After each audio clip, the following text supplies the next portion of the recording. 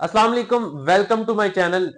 Integration का सफर जारी है हमारा। Chapter number 3 second year exercise number 3.2 हम लोगों ने कंप्लीट कर ली है। आज एक्सरसाइज नंबर 3.3 को स्टार्ट करेंगे। Integration very very very important है पेपर पॉइंट ऑफ व्यू से। एक लेंथी लेक्चर हमारा चैप्टर है ये। कोशिश करें कि बेसिक जो अपनी है, जो बेसिक नॉलेज है अबाउट इंटीग्रेशन, जैसे उसके फार्मूलाज हैं, किस तरह से डेरिवेटिव का एंटी प्रोसेस है। अगर डेरिवेटिव नहीं आते होंगे तो इंटीग्रेशन ऑब्वियसली हमारे लिए बहुत ज्यादा मुश्किल बन जाएगी। क्यों?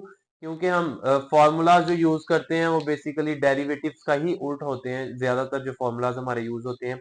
तो कोशिश करें अपनी बेस जो है ना उसको जरा स्ट्रॉन्ग करें। मैंने जो फॉर्मूलाज लिखवाए, मैंने जो रूल्स बताए, उनको अपने माइंड में रखेंगे तो इंटीग्रेशन आपके लिए आसान से आसान होती जाएगी। जब तक उस बेस के ऊपर आपकी ग्रिप नहीं होगी, इंटीग्रेशन आपके लिए आसान नहीं होगी। तो एक्सरसाइज नंबर 3.3 को स्टार्ट कर रहे हैं। अगर आप लोगों ने एक्सरसाइज नंबर 3.2 नहीं समझी, काइंडली पहले उसको समझे। मेरा फर्स्ट लेक्चर जो है एक्सरसाइज नंबर 3.2 पे, उसको जरूर देखें, क्योंकि उसके अंदर जो मैंने फॉर्मूलाज बताए हैं या रूल्स बताए हैं, हमारी इंटीग्रेशन में आगे तक वही रूल्स यूज होने हैं। तो आज अपनी एक्सरसाइज नंबर 3.3 का आगाज करते हैं। उससे पहले अगर अभी तक आप लोगों ने मेरा चैनल सब्सक्राइब नहीं किया तो काइंडली से सब्सक्राइब करें, ताकि मैथमेटिक्स से रिलेटेड वीडियोस आप तक पहुंचती रहे।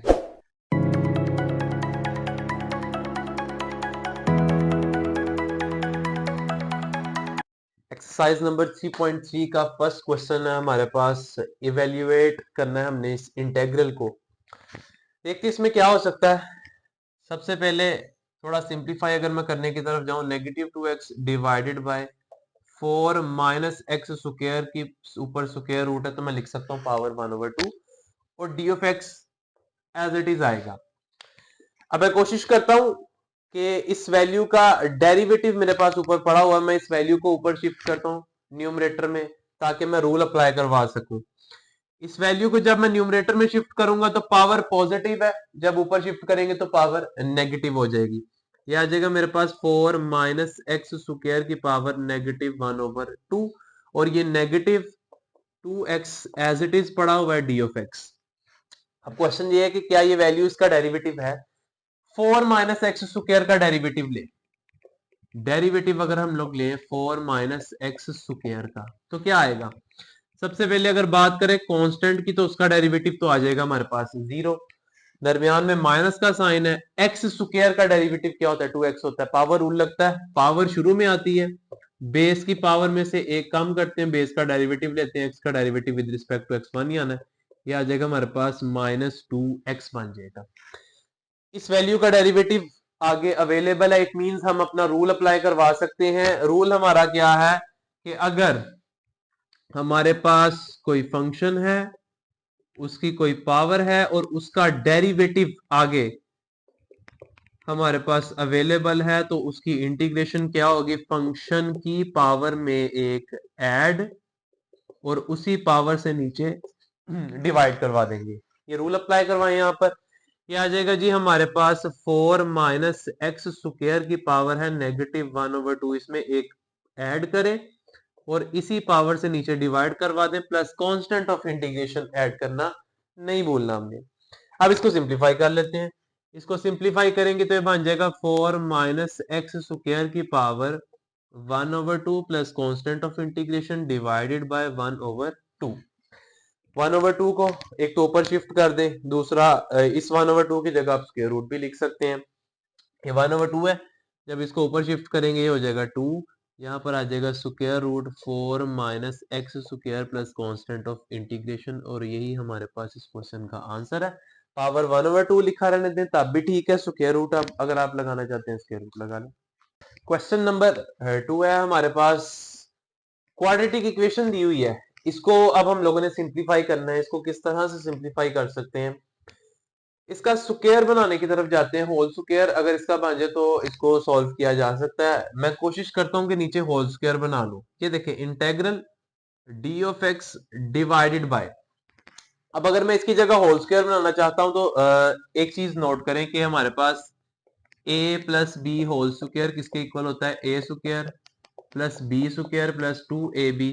यहाँ 2ab को आप सेंटर में एडजस्ट कर सकते हैं, ये आ जाएगा +2ab प्लस बी का स्क्वायर। अगर मैं इस फॉर्मूला की तरफ जाऊं तो फर्स्ट वैल्यू तो मेरे पास स्क्वायर में पड़ी हुई है, ये आ जाएगा हमारे पास x का स्क्वायर प्लस आगे हमें चाहिए 2 फॉर्मूले वाला और a की वैल्यू यानी कि उसकी जगह x आ जाएगा। अब क्वेश्चन ये है कि b की वैल्यू क्या होगी।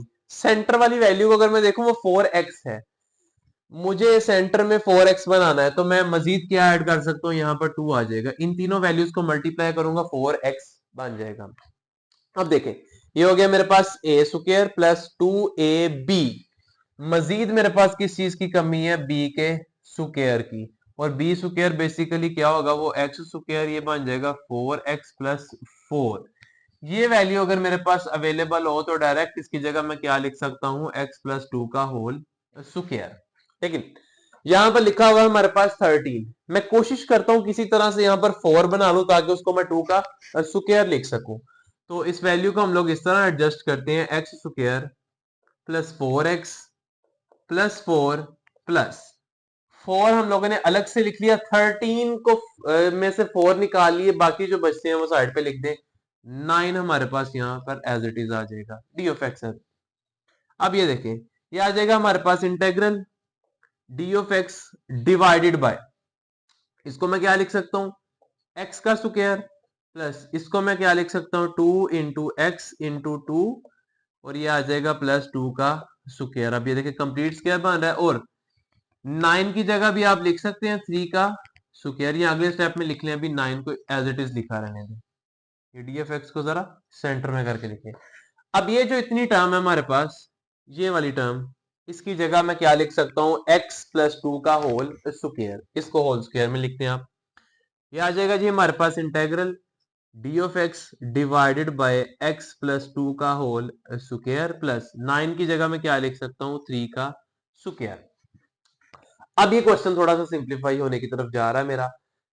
अब यहां पर एक बात जो याद रखने वाली है कि integral 1 over X square plus A square वो किसके इक्वल होता है।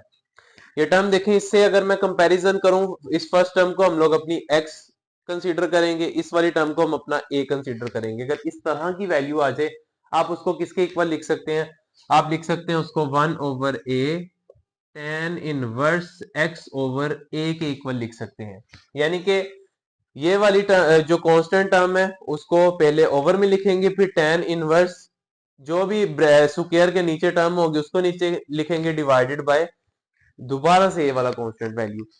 अब वो फॉर्मूला इसके ऊपर अप्लाई करवाएं तो ये वैल्यू क्या बन जाएगी हमारे पास, इंटेग्रल को सॉल्व करते हैं 1 ओवर ए, यानी कि सबसे पहले क्या आएगा मेरे पास 1 ओवर 3, उसके बाद आएगा tan इनवर्स x की वैल्यू लिखनी है, x स्क्वायर है, यहां पर है x प्लस 2 का स्क्वायर तो x प्लस 2 ही आ जाएगा, डिवाइडेड बाय a हमारे पास 3 है तो यहां पर हमारे पास 3 आ गया प्लस कांस्टेंट ऑफ इंटीग्रेशन, और यही हमारे पास इस क्वेश्चन का आंसर है।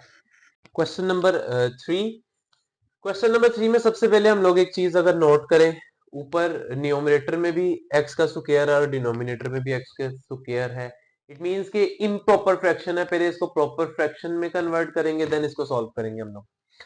अब अगर प्रॉपर फ्रैक्शन में सॉल्व करें इसको तो x स्क्वायर डिवाइड होगा किस पे, हमारे पास 4 प्लस एक्स स्क्वायर पे।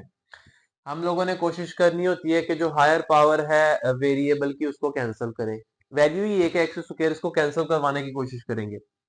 एक्स स्क्वायर को अगर मैं 1 से मल्टीप्लाई करूं तो एक्स स्क्वायर ये कैंसिल हो जाएगा, और इसी तरह 4 को भी मल्टीप्लाई करना है तो प्लस 4 आ जाएगा, साइन दोनों के चेंज कर दें, दोनों वैल्यूज कैंसिल हो जाएंगी, वैल्यू बचेगी मेरे पास -4। अब इसको लिखने का तरीका क्या है, हमारे पास इंटेग्रल जो हमारा आंसर आया उसको हम लोगों ने स्टार्ट में लिखना है, उसके बाद हमारे पास आएगा माइनस है तो रिमाइंडर के साथ माइनस लिखे, ये वैल्यू आ गई, ये वाली वैल्यू एज इट इज आती है प्लस 4x स्क्वायर। अब यहाँ पर D of X as it is आएगा आंसर स्टार्ट में, उसके बाद ऊपर रिमाइंडर और नीचे वाली वैल्यू एज इट इज आ जाती है आपकी, जिसपे आप डिवाइड कर रहे होते हैं। अब इसको अगर मैं सिंप्लीफाई करने की तरफ जाऊं तो इंटेग्रल को दोनों के साथ सेपरेटली अप्लाई करवा दें, आ जाएगा इंटेग्रल 1 ऑफ dx नेगेटिव 4, क्योंकि कांस्टेंट है इसको इंटीग्रेशन से बाहर निकाल लें, इसका कोई काम नहीं इंटीग्रेशन के अंदर, ये आ जाएगा integral 1 over 4 plus x square D of x. 1 की इंटीग्रेशन हमें पता है x की इक्वल होती है इसके ऊपर मसला आ गया। सेम पिछले क्वेश्चन पे वापस चले जाएं। अभी मैंने आप लोगों को बताया, यहाँ भी देखें हम लोग दोनों वैल्यूज का स्क्वायर बना सकते हैं। यहाँ बनाए जरा स्क्वायर, ये आ जाएगा हमारे पास इंटेग्रल 1 d(x) - 4 इंटेग्रल। अब जगह चेंज करने से तो कोई फर्क नहीं पड़ेगा, इसको इस तरह लिख लें x² + 2 का स्क्वायर। वैसे अगर उधर b वैल्यू लिखी रहने दें फिर भी वो formula as it is apply होगा, कांस्टेंट a की जगह आएगा और हम लोग वैल्यू लिख देंगे। फॉर्मूला क्या था हमारे पास, integral 1/x² + a² is equal to 1/a tan inverse x/a के इक्वल होता है। अब देखें फॉर्मूला और वैल्यूज एडजस्ट करना शुरू करें। इंटेग्रल 1 हमें पता है x के इक्वल होता है -4 एज इट इज। सबसे पहले क्या आना है 1/a यानी 1/2, ये आ गया जी हमारे पास 1/2। उसके बाद क्या आएगी value tan inverse x/a, x की जगह x ही है तो x/a की जगह 2 है तो 2 आ गया plus constant of integration add करना नहीं भूलना। ये देखें 2 1s are 2 2s are 4 which is equals to x - 2 tan inverse x/2 plus constant of integration, और यही हमारा इस क्वेश्चन का आंसर है। नेक्स्ट क्वेश्चन नंबर 4 को देखें। क्वेश्चन नंबर 4 को अगर मैं थोड़ा सा सिंप्लीफाई करके लिखूं, इसको लिख सकते हैं integral 1/x divided by natural log of x d(x). मैंने क्या किया इस स्टेप में, ये जो x डिनोमिनेटर में पड़ा था मैंने इसको न्यूमरेटर में लिख दिया और 1/x की शक्ल में लिख दिया। ऐसा मैंने क्यों किया? अब मैं दोबारा चाहूं तो इसको 1/x natural log of x भी लिख सकता हूं। ऐसा क्यों किया? मैंने आप लोगों को एक्सरसाइज नंबर 3.2 के स्टार्ट में 3 रूल्स बताए थे, उसका थर्ड वाला रूल जो है उस पर पहुंचे जरा। वो क्या था हमारे पास कि अगर किसी फंक्शन का डेरिवेटिव डिनोमिनेटर में पड़ा हुआ है और वो फंक्शन न्यूमरेटर में है, उसकी इंटीग्रेशन करनी है तो वो किसके इक्वल आएगी, नेचुरल लॉग ऑफ f(x) के फंक्शन का नेचुरल लॉग आ जाएगा। अब ये देखें नेचुरल लॉग ऑफ x का डेरिवेटिव क्या होता है 1/x, क्योंकि जब हम लोग डेरिवेटिव लेते हैं नेचुरल लॉग वाले फंक्शन का तो वो क्या आता है 1 फंक्शन और उसी फंक्शन का आगे डेरिवेटिव, और x का derivative with respect to x 1 होता है, इस वजह से ये लिखने की जरूरत नहीं। नेचुरल लॉग ऑफ x का डेरिवेटिव क्या आता है 1/x, फंक्शन का डेरिवेटिव ऊपर अवेलेबल है, डायरेक्ट क्या लिख सकते हैं उसकी जगह नेचुरल लॉग ऑफ f(x). तो नेचुरल लॉग लिखेंगे, फंक्शन भी हमारा नेचुरल लॉग x है तो नेचुरल लॉग ऑफ x आ जाएगा plus constant of integration as it is, और यही हमारा इस क्वेश्चन का आंसर है। उसके बाद नेक्स्ट क्वेश्चन देखते हैं, वो भी इससे मिलता जुलता ही है।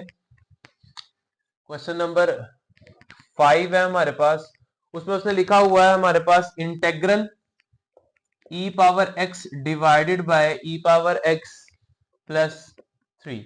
अब इसमें भी अगर आप लोग नोट करें तो हमारे पास फंक्शन का डेरिवेटिव ऊपर अवेलेबल है।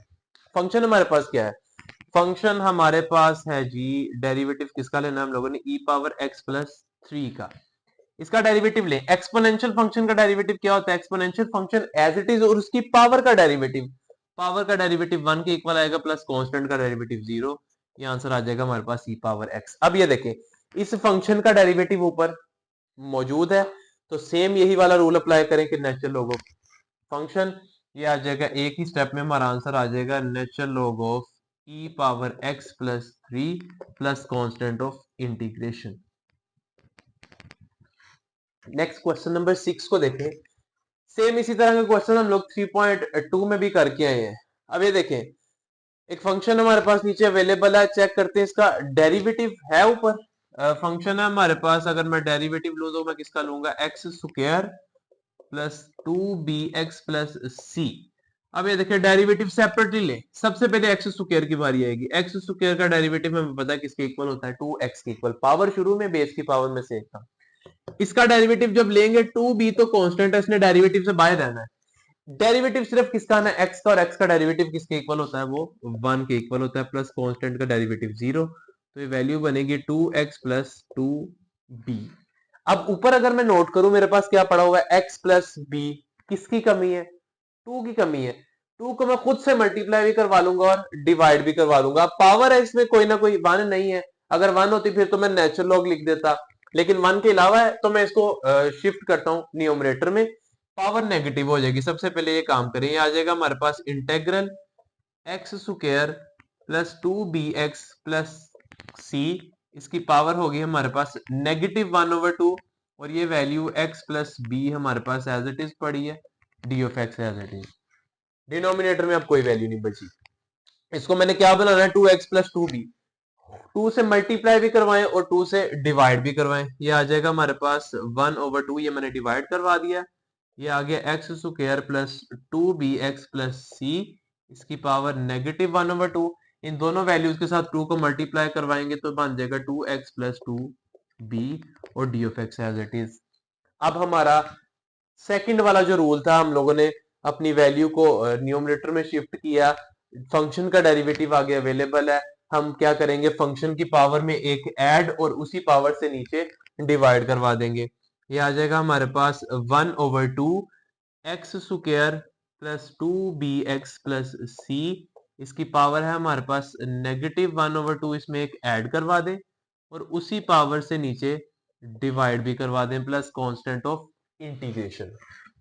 सॉल्व करें, -1/2 प्लस 1, ये आएगा 1/2 पॉजिटिव में, ये आ जाएगा हमारे पास X square plus 2bx plus constant, और ये आ गया हमारे पास power 1/2 plus constant of integration divided by divided by 1/2। ये 1/2 है, इसको जब मैं न्यूमरेटर में शिफ्ट करूंगा तो ये 2/1 हो जाएगा। ओवर में 1 लिखा नहीं जाता, इसलिए सिंपली 2 लिख देंगे इसको, या आप डायरेक्ट यहां से 1/2 से 1/2 कैंसिल भी कर सकते हैं। अगर आप ऊपर शिफ्ट करवाना चाहते हैं ऊपर करवा ले। ये आ जाएगा 1/2, ये 2 ऊपर आके मल्टीप्लाई हो गया, ये आ गया x square plus 2bx plus c, इसकी पावर है हमारे पास 1/2 प्लस कांस्टेंट ऑफ इंटीग्रेशन। ये दोनों वैल्यूज आपस में कैंसिल आउट हो गई। पावर 1/2 की जगह आप स्क्वायर रूट भी लिख सकते हैं, द चॉइस इज योर्स। ये आ जाएगा हमारे पास X square plus 2bx plus c, इसका square root plus constant of integration, और यही हमारे पास इस क्वेश्चन का आंसर है। उसके बाद क्वेश्चन नंबर 7 को भी इधर ही देख लेते हैं। क्वेश्चन नंबर 7 में वो कहता है integral secant square x divided by square root tan x D of x। अब सिंपल सा क्वेश्चन अगर देखा जाए, tan x का डेरिवेटिव क्या होता है, अगर हम लोग डेरिवेटिव लें किसका, tan x का, वो इक्वल होता है हमारे पास सीकेंट स्क्वायर x की। tan का डेरिवेटिव ऊपर अवेलेबल है, कोई उसमें कमी बेशी नहीं, कुछ करने की जरूरत नहीं उसे। सिंपली हम लोगों ने क्या करना है, इंटेग्रल है secant square x divided bye tan x की पावर हम लोग लिख सकते हैं 1/2 डी ऑफ x। यही काम करना है हम लोगों ने, पावर को ऊपर लेके जाए नेगेटिव हो जाएगी। ये आ गया हमारे पास इंटेग्रल, फंक्शन ऊपर शिफ्ट किया, ये आ गया tan x की पावर -1/2, और मल्टीप्लाई क्या हो रहा है साथ secant square x D of x as it is. Function का डेरिवेटिव आगे मल्टीप्लाई हो रहा है तो इसके ऊपर पावर रूल लग सकता है। पावर रूल क्या कहता है, बेस की पावर में एक ऐड और उसी पावर से नीचे डिवाइड करवा दे। ये आ जाएगा जी हमारे पास tan x की power -1/2 plus 1 divided by -1/2 plus 1 plus constant of integration. उसी तरह से पावर 1/2 बन जाएगी, डिनोमिनेटर में भी 1/2 आ जाएगा। ये आ जाएगा जी हमारे पास tan x की power 1/2 divided by 1/2 plus constant of integration. 2 को ऊपर ले आए, 2 ऊपर आके मल्टीप्लाई हो जाएगा, और स्क्वायर रूट लिख सकते हैं पावर 1/2 की जगह, ये आ जाएगा 2 square root tan of x plus constant of integration, और ये हमारे पास क्वेश्चन नंबर 7 का आंसर है। आज के लेक्चर में हम लोगों ने अपने 7 क्वेश्चंस को कंप्लीट किया। बाकी जो क्वेश्चंस रह गए हैं, इंशाल्लाह अगर अल्लाह ने चाहा तो अगली वीडियो में करने की कोशिश करेंगे। कोशिश करें कि इन क्वेश्चंस की साथ साथ प्रैक्टिस करें ताकि इंटीग्रेशन पे आपकी ग्रिप अच्छी हो। नेक्स्ट जो क्वेश्चंस रह गए हैं इंशाल्लाह अगली वीडियो में करने की कोशिश करेंगे। तब तक के लिए अल्लाह हाफिज।